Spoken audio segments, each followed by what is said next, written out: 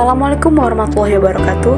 Kembali lagi bersama saya Ainur Hakimah dengan NIM 341021000050, Pendidikan Bahasa dan Sastra Indonesia, Fakultas Keguruan dan Ilmu Pendidikan, Universitas Islam Sultan Agung. Pada kesempatan kali ini kita akan membahas mengenai bahasa dan berbahasa dari buku Psikolinguistik Abdul Khair bab 3. Bahasa adalah alat verbal yang digunakan untuk berkomunikasi, sedangkan berbahasa ialah proses penyampaian informasi dalam berkomunikasi.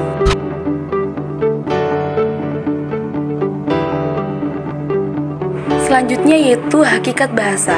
Para pakar linguistik deskriptif biasanya mengidentifikasikan bahasa sebagai satu sistem lambang bunyi yang bersifat arbitrer, yang kemudian lazim ditambah dengan yang digunakan oleh masyarakat untuk berinteraksi dan mengidentifikasi diri.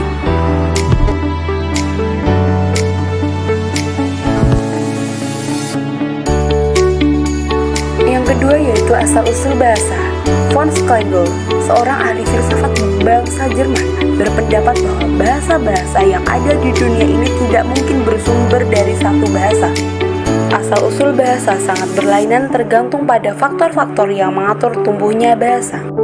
Menurut hipotesis Brooks, bahasa pada mulanya berbentuk bunyi-bunyi tetap untuk menggantikan atau sebagai simbol bagi benda, hal atau kejadian tetap di sekitar yang dekat dengan bunyi-bunyi itu. 3. Fungsi bahasa.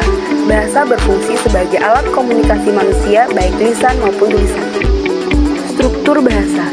Struktur menyangkut masalah hubungan antar unsur suatu tujuan, misalkan antar fonem dengan fonem dalam kata, antar kata dengan kata dalam frasa.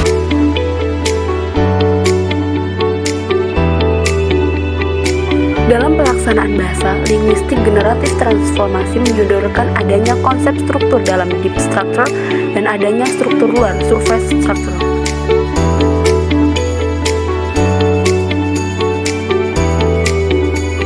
Tata bahasa. Menurut teori linguistik generatif transformasi, setiap kata bahasa suatu bahasa terdiri dari 3 komponen, yaitu komponen fonologi, sintaksis, dan semantik. Struktur dalam dan struktur luar.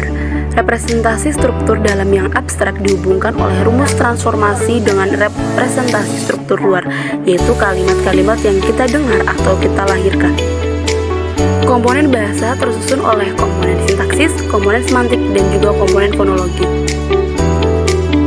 1. Komponen sintaksis. Komponen sintaksis ialah menentukan hubungan antara pola-pola bunyi bahasa dengan maknanya dengan cara mengatur urutan kata-kata yang membentuk frase agar sesuai dengan makna yang diinginkan oleh penuturnya.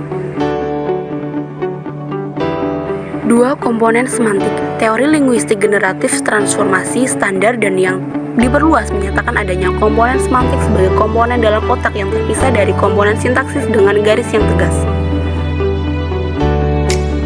Komponen fonologi. Komponen fonologi sebagai komponen ketiga dalam tata bahasa generatif transformasi memiliki rumus-rumus fonologi yang bertugas mengubah struktur luar sintaksis menjadi representasi fonetik.